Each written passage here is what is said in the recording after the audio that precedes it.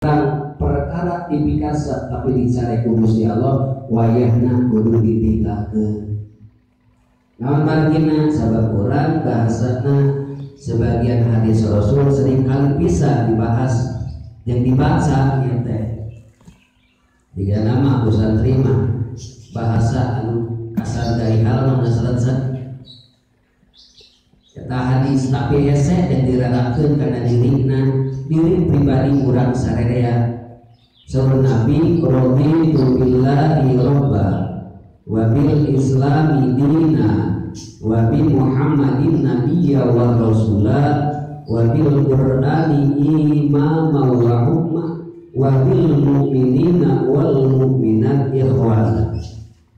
Urang rumasa bahasana ridho di pangeranan kudu denganana Gusti Allah. Lamun urang teu ridho wayahna eta disingkahkeun ku Gusti Allah.